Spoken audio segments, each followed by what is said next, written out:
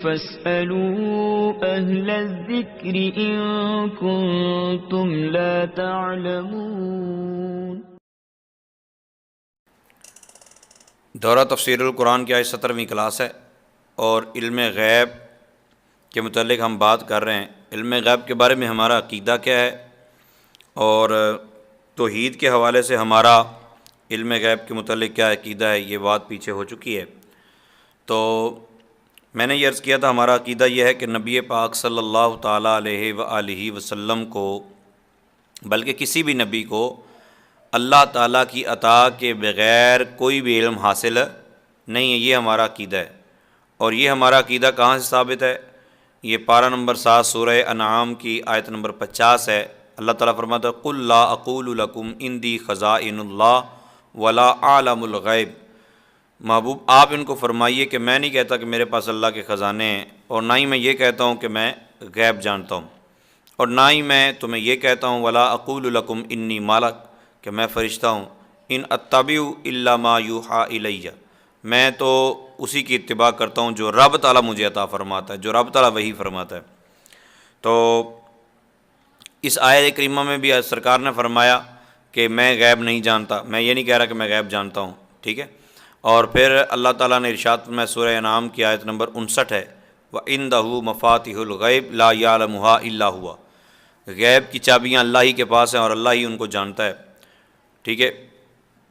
اس کے بعد سورہ اعراف پارہ نمبر 9 اس کی آیت نمبر 188 میں اللہ تعالیٰ ارشاد فرماتا ہے قُلْ لَا أَمْلِكُ لِنَفْسِي نَفْعًا وَلَا ضَرًّا إِلَّا مَا شَاءَ اللَّهُ محبوب آپ فرما دیجئے کہ میں نہیں کہتا کہ میں اپنے آپ کا کسی نفع کا مالک ہوں اور نہ ہی تکلیف کا، مگر جو اللہ تعالیٰ چاہے۔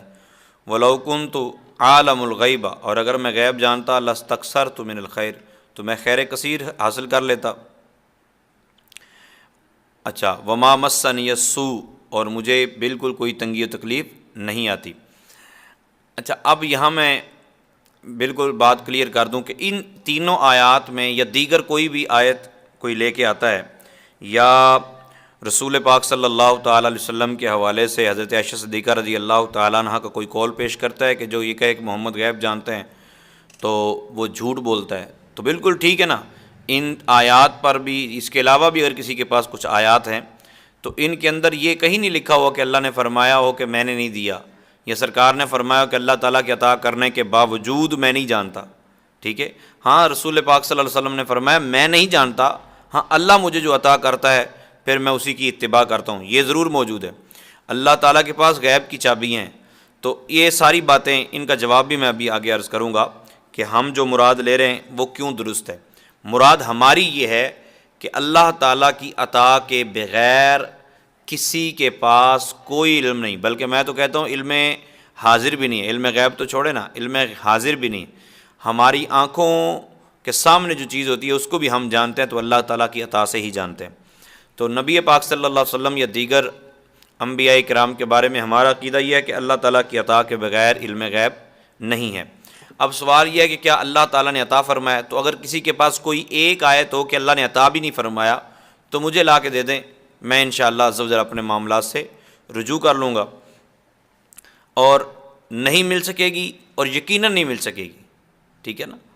تو پھر میری بات مان لیجئے، ہمارا عقیدہ یہ ہے کہ اللہ تعالیٰ نے انبیاء کرام کو علوم غیبیہ عطا فرمائے۔ اب یہ بات جو میں عرض کر رہا ہوں یہ کہاں لکھی ہے؟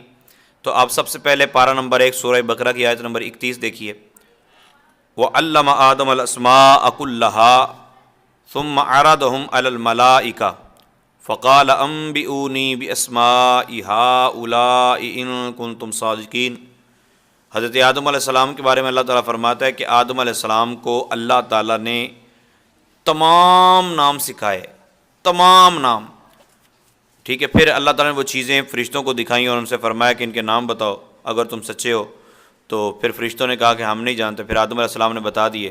اس کی تفاسیر اگر آپ دیکھیں تو تفسیر ابن کثیر کے اندر اسی آیت کے تحت لکھا ہے، امام مجاہد فرماتے ہیں کہ اللہ تعالیٰ نے ہر چوپائے کا، ہر پرندے کا اور ہر شے کا قیامت تک جتنی چیزیں پیدا ہونی تھیں وہ ساری کی ساری چیزیں آدم علیہ السلام کو دکھائیں بھی، پھر ان کے نام بھی بتائے۔ بلکہ ایک ہی چیز کے اگر 50 نام ہیں 50 زبانوں کے اندر، تو وہ 50 کے 50 نام ہی حضرت آدم علیہ السلام کو پتہ تھے. مطلب جو چیزیں ابھی پیدا بھی نہیں ہوئی تھیں آدم علیہ السلام کو، ان کے نام بھی پتہ تھے.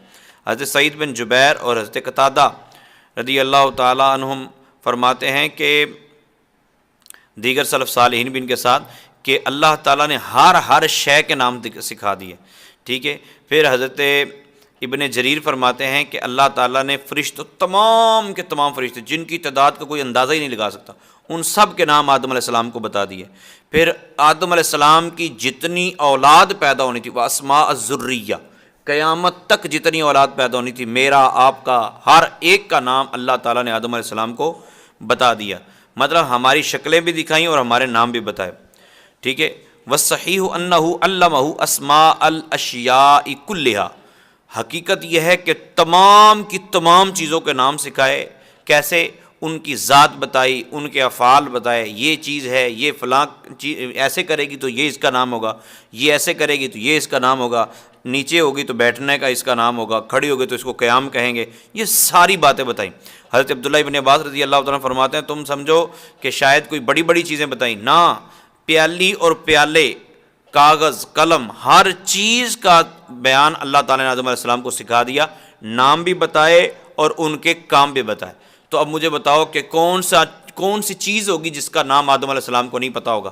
اب اس آیت کو مد نظر رکھیے اور آدم علیہ السلام کے علم غیب کا یہ اندازہ لگا لیجئے کہ قیامت تک کی اولاد کے نام آدم علیہ السلام کو پتہ ہے.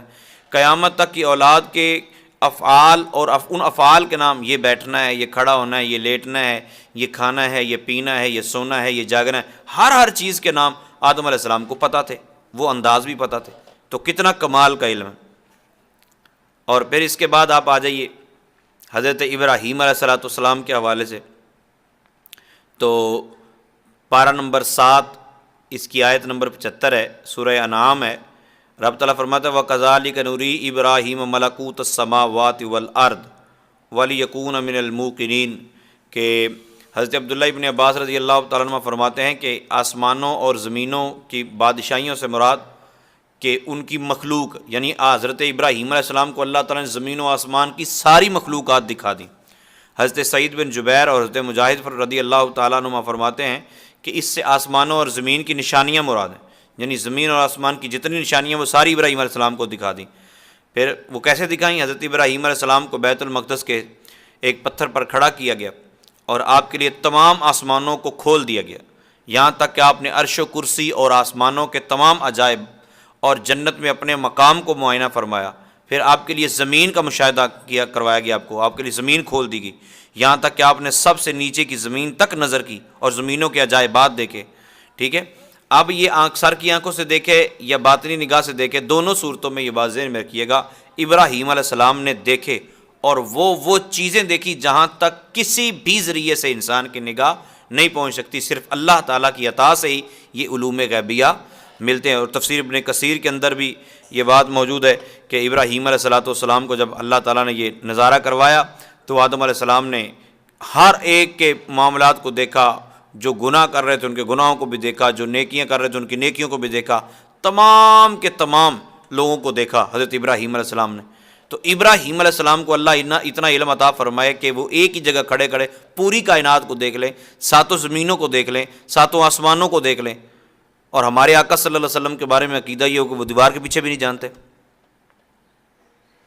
اللہ تعالیٰ محفوظ فرمائے.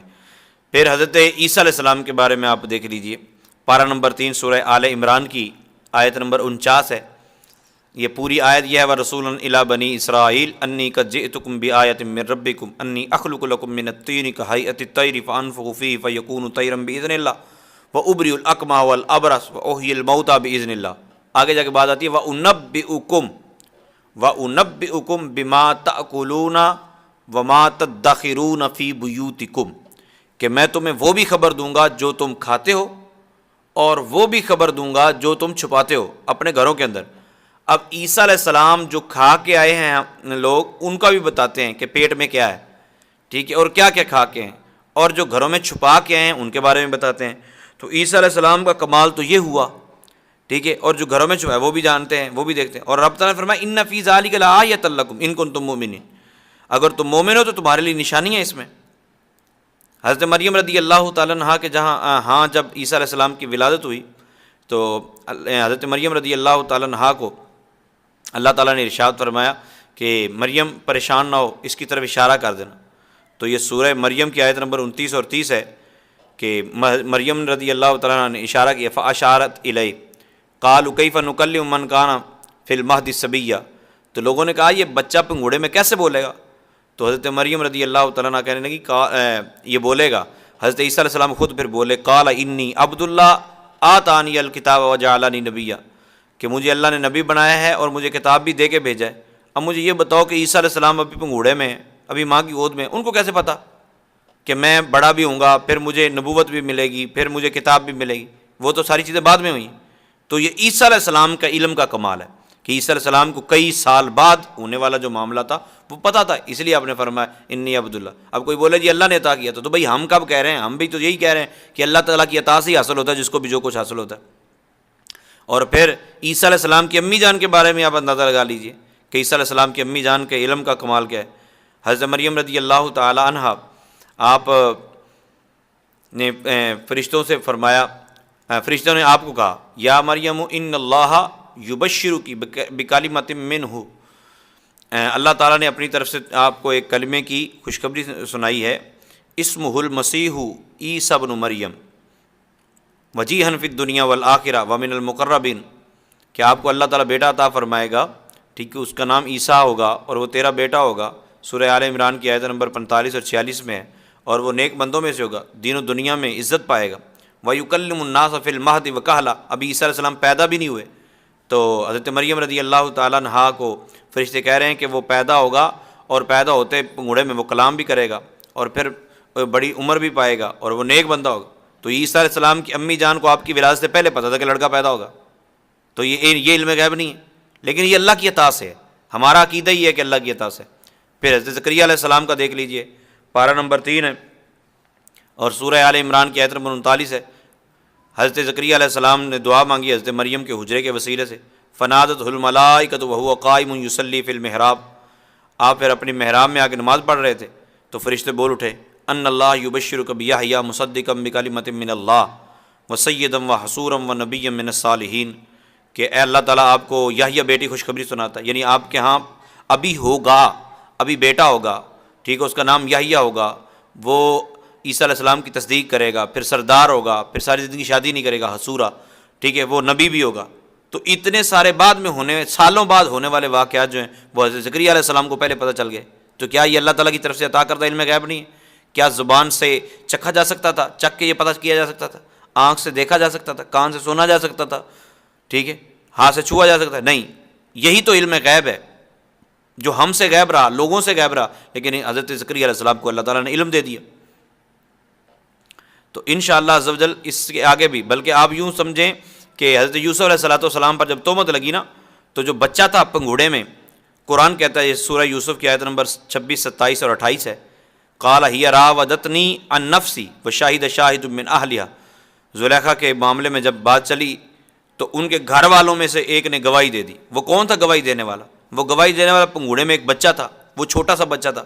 اس بچے کو کیسے پتا کہ کیا ہوا ہے؟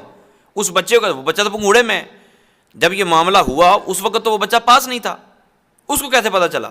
تو یہ غیب کا علم بھی بچے کو اللہ تعالیٰ نے عطا فرمایا۔ وہ بچہ کیا کہتا ہے؟ ان کان قمیصہ قد من قبل فصدقت، اگر قمیص آگے سے پھٹی ہے تو یہ سچ بولتی ہے اور یوسف جھوٹ بولتا ہے۔